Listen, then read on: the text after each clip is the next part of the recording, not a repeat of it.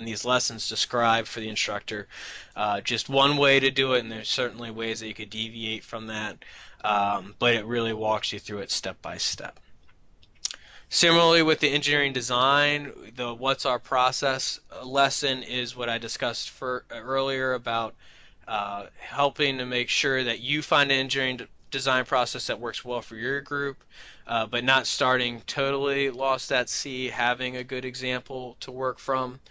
And then when this working on a ship lesson is about theoretically talking about how to work on an impossibly heavy boat, how to work on the hull and designing a solution for that.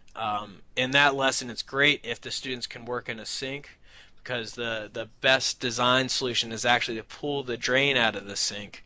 So that creates a dry dock, where in a dry dock they pump the water out. You could do that in the sink. And we talk about some ways to combine different probable answers that your groups will come up with to get a great solution that combines different elements. Which is always something that you might have to bring to the table a little bit more, but helps students see that all the groups are contributing. Even if one group had a bigger breakthrough than others, there's ways to improve upon designs even when one looks pretty good.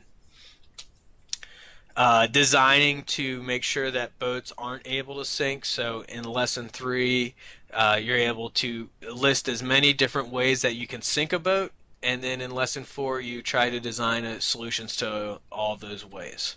So these lessons work well together and help build understanding over time.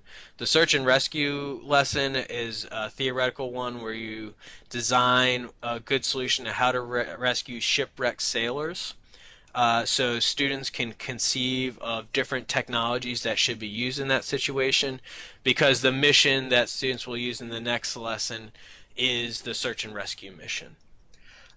So these lessons all are using the engineering design process either in a very hands-on science way, working towards a very online engineering technology way, with some connective tissue of some classroom discussions about things that are very true to life, that they can design solutions for theoretically. And if you have the ability to either have them in the library do research or allow them to use phones because it's an after-school club, there's certainly ways that they can tie in their own materials.